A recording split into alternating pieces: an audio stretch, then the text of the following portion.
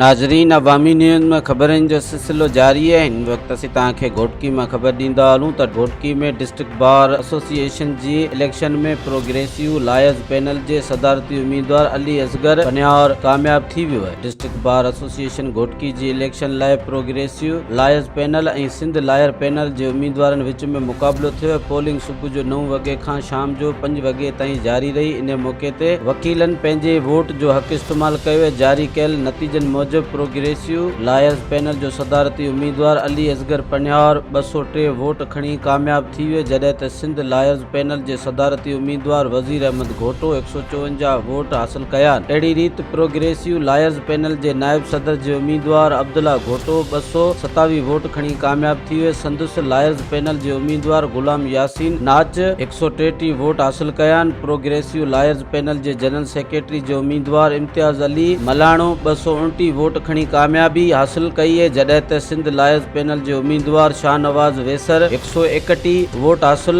कया। जॾहिं त MMC ते प्रोग्रेसिव लायर्स पैनल जा समूरा उम्मीदवार राना साजिद, अब्दुल वहीद, वाजिद अली, बशीर मलाणो, राजेश ऐं ॿिया कामयाब थिया। इन मौक़े ते राजपूत लायर्स फोरम घोटकी जे सदर एडवोकेट राव रियाज़, राव आसिफ, राव जावेद, राना रियाज़, राव नदीम अख्तर, राव आबिद ऐं ॿियनि प्रोग्रेसिव लायर्स पैनल जे समूरनि कामयाब उम्मीदवारनि खे मुबारकूं ॾिनियूं। मज़ीद खबरों और तफसीलात के लिए विजिट करें हमारी वेबसाइट www.awamiNewsHD.com।